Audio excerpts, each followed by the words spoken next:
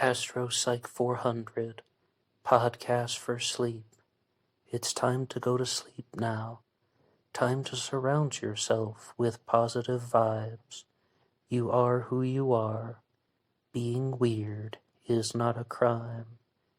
There are lots of questions we can ask and answer about how to deal with mean people, how to combat conventionally mean people, how to neutralize the situations involving mean people.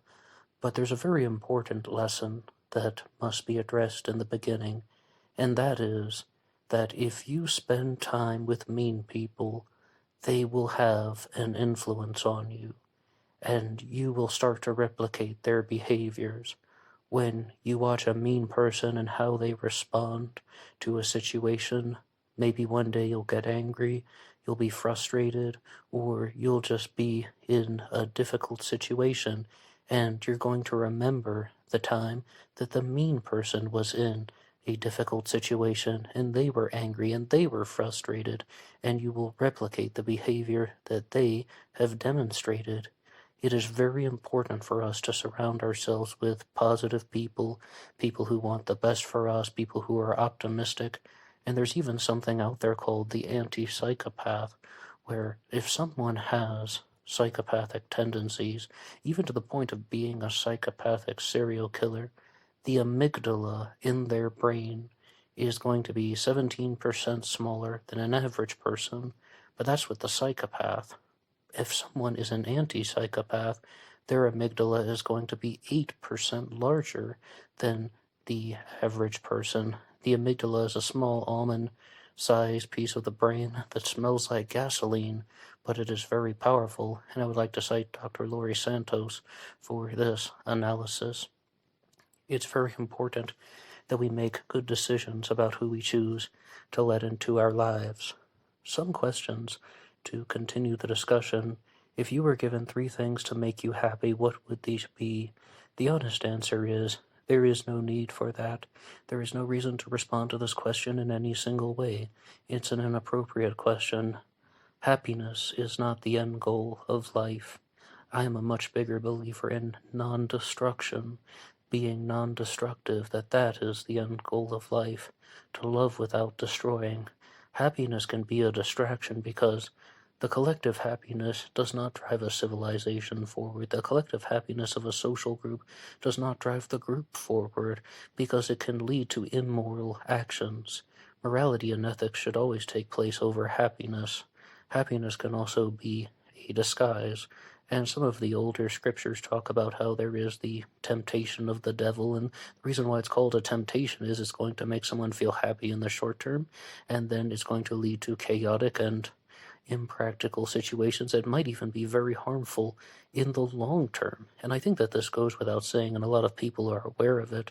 It's very simple it's just a simple concept that happiness does not always lead to a beneficial outcome to everyone.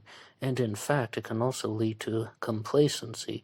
It can lead to redundancy. It can lead to people choosing to avoid progress for the sole desire to have this feeling of neurochemistry.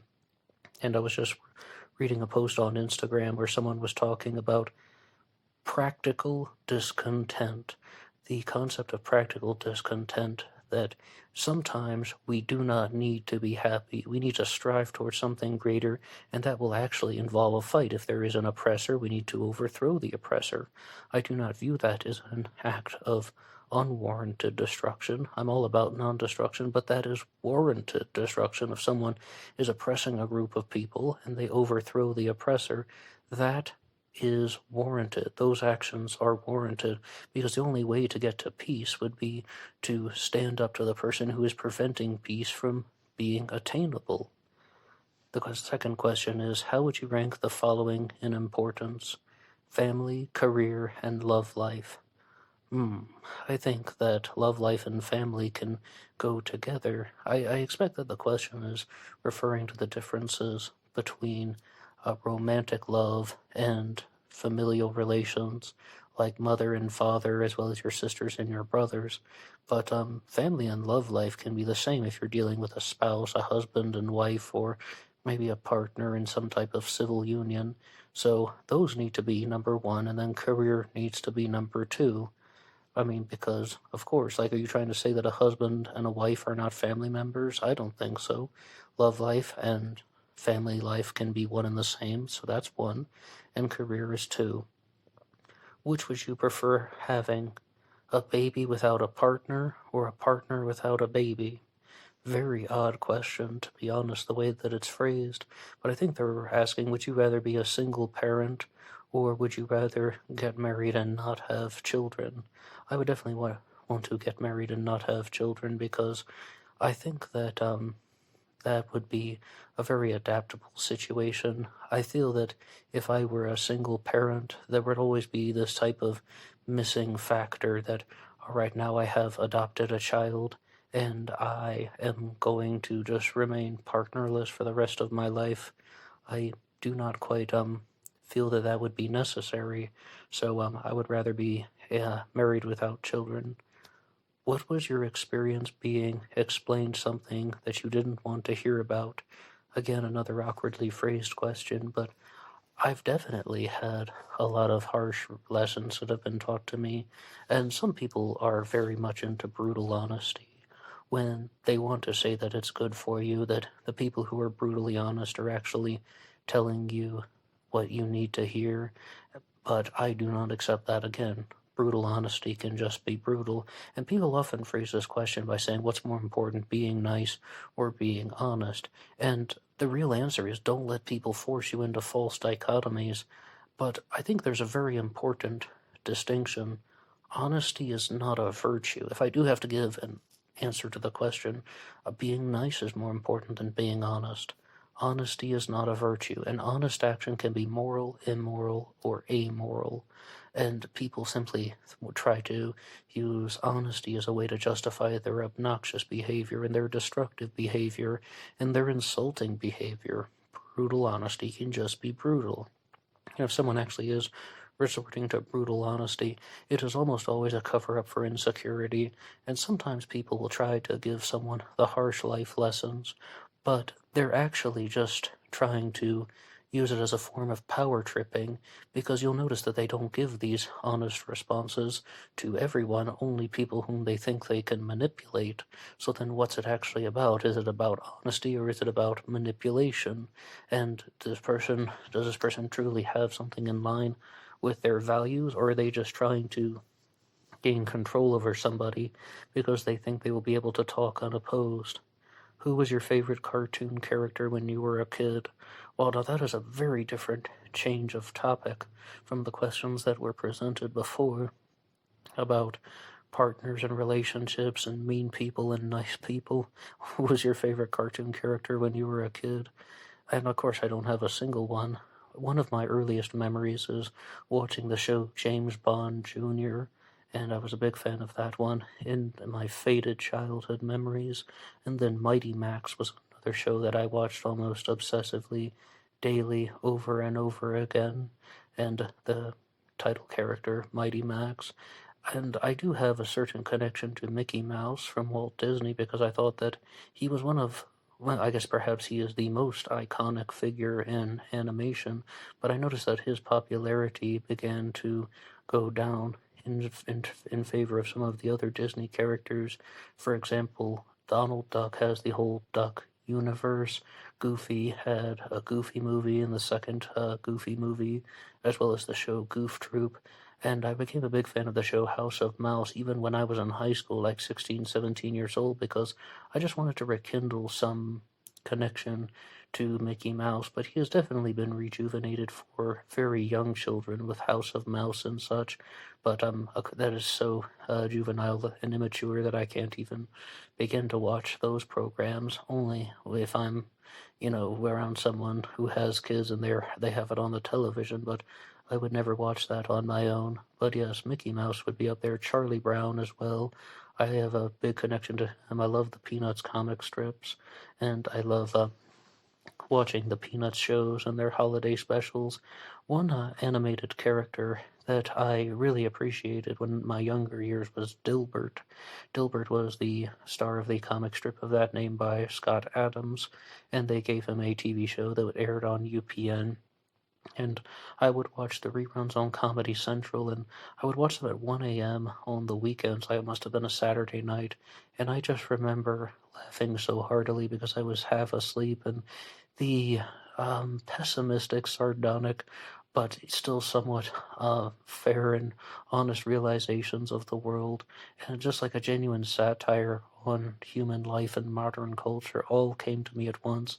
But I do have to confess that I definitely appreciated the comic strip of Dilbert much more so than the animated series. Do you think God is real, and why? That's the next question. Okay, so they're asking us all about mean people, and then they are asking us, what's your favorite cartoon? Oh yeah, by the way, do you think that God is real? I'm not really seeing too much of a pattern here, but yes, I do think that God is real. I believe in God. I pray every night. And I don't think I will ever try to persuade someone else to believe in God, because you want to talk about mean people and how to respond to them. We have a responsibility to the collective well being, but we also have a right to individuality. And I do not want to challenge anybody because that will diminish their right to individuality. People do not need to practice and worship the way that I do. I pray every night before bed. I've been doing that since I was a kid, except during my teen years. I did not pray when I was in somebody else's house. I thought that that was, when I'm in their home, I will follow whatever tradition they have. Or if I'm in their home, then I don't need to do something that would interfere with their traditions. But I do it now. I pray every night, no matter where I am, no matter what's going on. But I'm not a big believer in evangelism. If someone is of any religion, I can totally comprehend that. I can totally comprehend the reasons why they choose to be in that particular spiritual and or religious sect. But I do not promote evangelism because, for the same reason, there definitely are going to be some ethical lines that will be crossed, and then it becomes more about the human ego. It becomes more about trying to win an argument, and not only trying to persuade people, but also about showing other people that they are wrong. And it almost leads to an inappropriate dismantling of someone else's belief system. But if you have to dismantle someone else's belief system who isn't actually trying to hurt you, then that just goes back to mean people, insecurity, and trying to cover up for someone else's interpersonal failures, and they're exporting that negativity out into the world. So I am just not a believer in evangelism, and it's for that very reason I do not find that it is very practical. Do you believe in giving second chances to people, and why?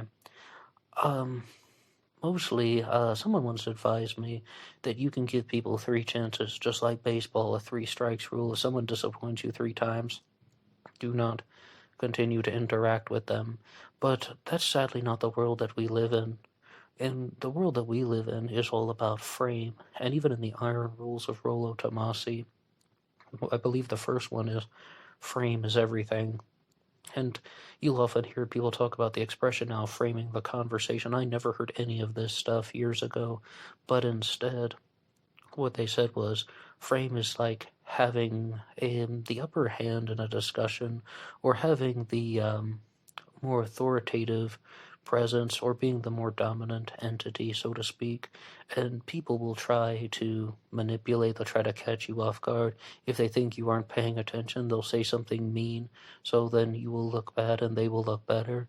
Now, firstly, these people are not your friends. If someone is trying to do that, that is again just a mean, unnecessary thing to do. But it will happen no matter what, because everybody wants to be the leader of the pack. They just go about it in different ways, and some people get very angry to try and defend this type of conventionally mean behavior. And you really see this a lot in the power structures of life, because I knew somebody once who said that you watch these businessmen and businesswomen, CEOs, and people who are running the corporate offices, and a lot of them probably don't do anything. They just turn over all the work to their assistants, or they just close factories and lay off thousands of employees. They're not doing any work. They're doing the opposite of work. Now, firstly, that's not true. Some people who are in those sectors work extremely long hours, and they make very important decisions. But the reason why I think that it is a misunderstanding that that person had is because they are maintaining the power structure as the CEO or the leader or the person who is in control. They are maintaining a power structure because every other person there wants to be in control. And even though it's a good thing for the collective cooperation of humanity to work together, people don't do that all the time because they have a desire for power. And one way they manipulate is through this guise of brutal honesty. That's the whole reason it was mentioned before. But people who are the leaders have to maintain the power structure because not everyone wants to put up with somebody else. They want to be the person in charge. They want to be the king. They want to be the president. They want to be the CEO. They want to have more than somebody else. So, in a direct response to, do you believe in giving people second chances? Overall, yes, but there's some things that I would not forgive. There are some things that are unforgivable. If I knew somebody that was very close to me, and that person were to do something horrible like murder one of my family members, no, I would not give them a second chance, no matter how sorry they were, no matter how rehabilitated they were, because, well, I mean, they committed a crime. There are certain things that I would view as unforgivable because we always have to have reasonable limits. And it was the historian Deborah Lipstadt who said that pure consistency is the hobgoblin of small minds, meaning that if you're just going to say, yeah, I give everybody a second chance, well, that's not going to be very practical. And I was talking about practical discontent earlier. Sometimes you have to recognize that other people did something where they don't deserve to be part of your life. But also, when somebody approached me about this back in 2012, someone who was not very friendly, mind you, a conventionally mean person, but the thing with mean people is they don't do it all the time. Sometimes they act like they're your friend, but then they turn out to be very manipulative.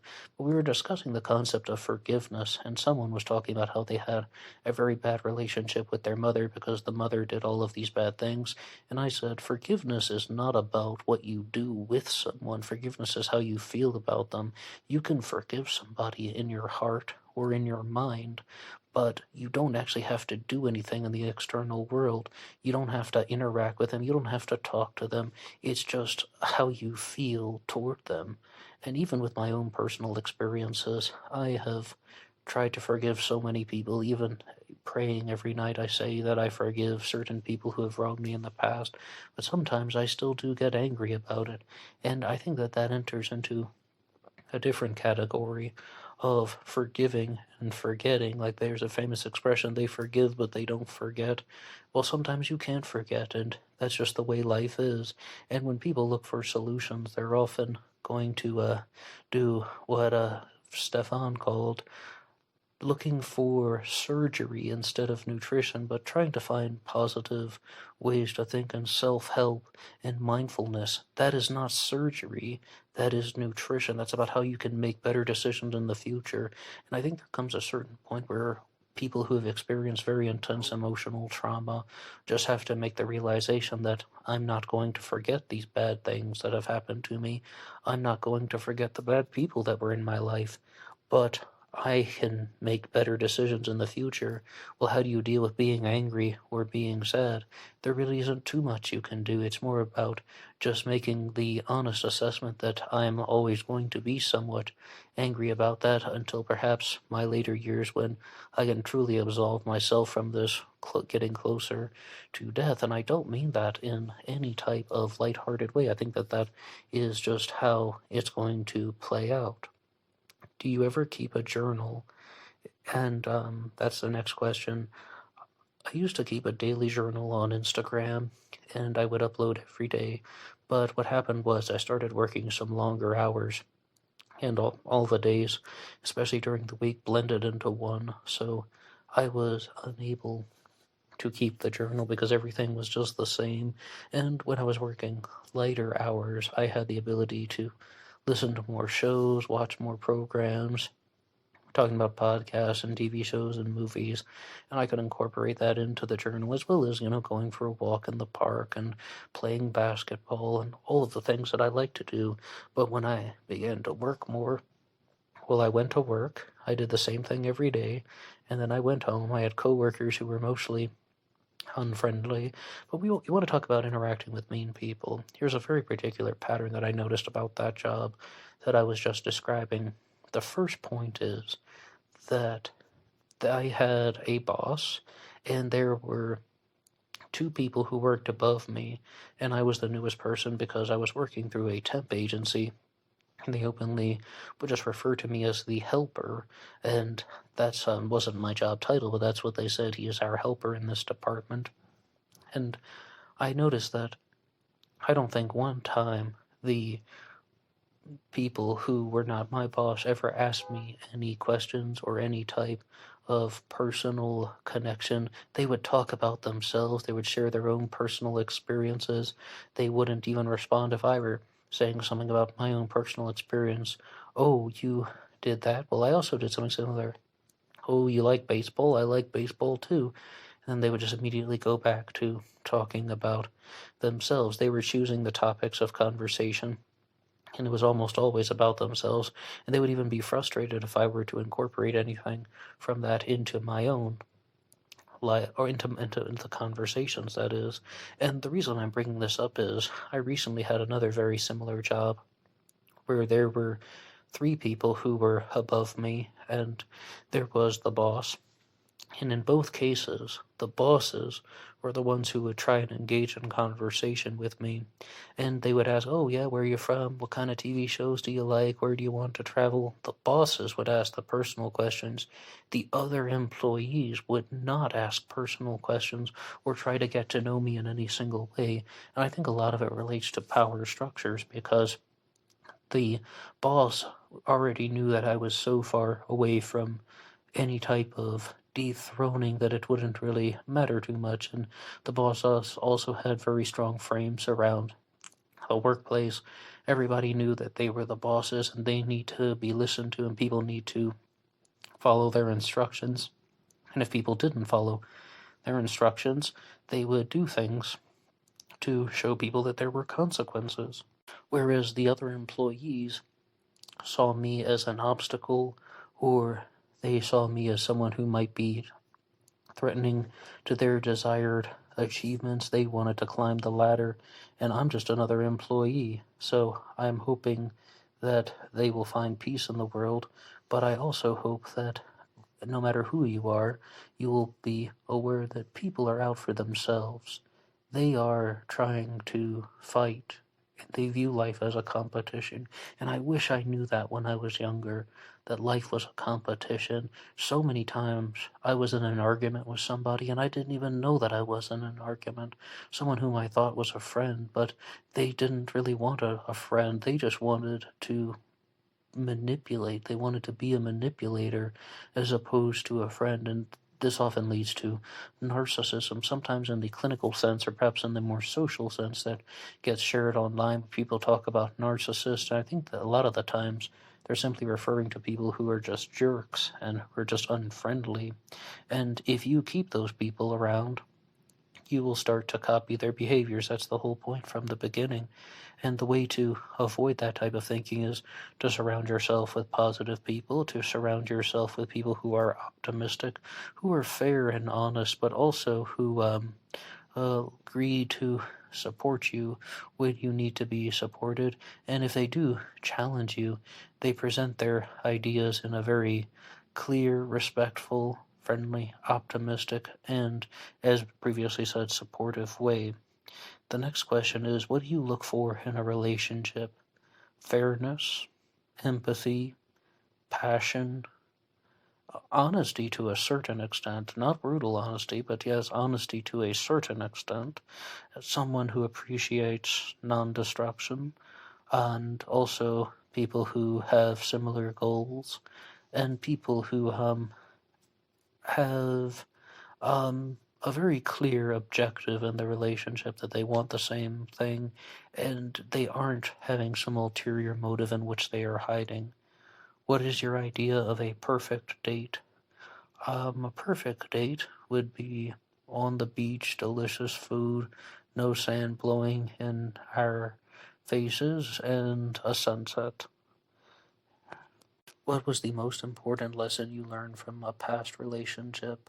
I think it says previously stated that a lot of people view human interaction as a competition. I said friends view it as a competition, but it's also co-workers, it's also romantic partners. They view everything as a competition, life as a competition, and there are hierarchies. But also, you will experience something where, say for example, you are all employees and someone is not your boss and someone is not directly your superior, but they're going to act like they're your superior because they want to pretend that they are the boss, or maybe they just genuinely believe that you should be listening to them even though they do not actually have authority over you and such. And the next question is, what life-changing event have you experienced? I think that any time you have an argument with someone, it is a life-changing event. But you might be thinking, oh, well, then there's a good thing about arguing with people. If someone is ever mean to you and you learn something from that, all that means is you had a high IQ. You have a high IQ. You have the ability to learn. You're not stupid. You're smart. That's all that means. There is never any excuse for being mean to someone and saying that they're going to learn something from it.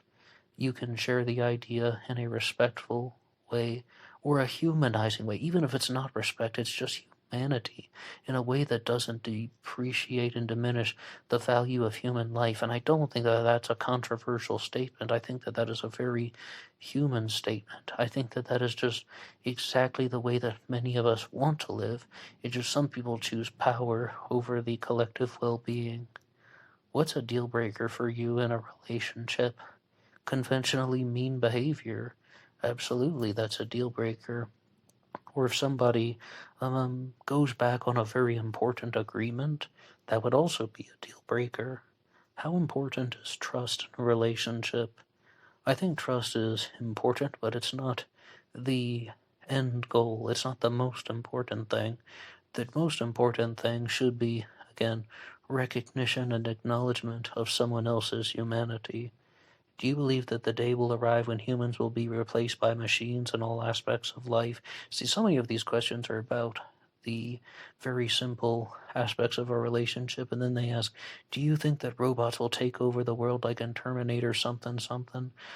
Yes, many jobs will be done by robots, but then there will be new jobs that are going to be done, like managing social media, or even things like hosting podcasts and such, that will still be done by people. What do you think is humankind's greatest invention? In the past, I thought that it was the alternator in a car that allowed us to keep charging the car battery over and over again so that we would keep having access to transportation and such, but I've really gone back on that. What is the greatest invention of all time? Sliced bread. What is your take on telepathy? I don't believe it exists. What is your favorite workout routine? I don't know about a favorite, but I definitely do like doing weightlifting in the morning and cardio in the evening. The most successful workout routine was one that I had in 2013, where I actually did, sometimes I did the cardio in the morning, other times I did the strength training in the evening, but I didn't use any weights. There was this playground that was near my home, and I would go there and I would grab onto these rings. It was like monkey bars, but they were like the ring kind. They were triangular shaped, actually, so I shouldn't call them rings. And I would just do some pull-ups there, and then I would go to a different bar on the playground, and I would do some leg lifts, and I got in the best shape of my life to this point. And I would do cardio sometimes in the morning, sometimes in the evening, and I even tried a cardio variant once that pulled a muscle in my butt, and that was very awkward. But I would mostly do cardio by holding 1 pound weights and just doing punches in the air and raising my knees, and that was very effective. As I said, I got in the best shape of my life. And the final question is, would you rather be called vain or insecure? Oh, vain, absolutely, because vain still has some type of appreciation. Insecure is mostly just an insult. And I think we do have time for one more question. What part of your body do you find attractive? That would be my eyes. Thank you so much for listening to AstroPsych 400, and I hope that you are asleep now. In the morning, you can like and subscribe, and good night.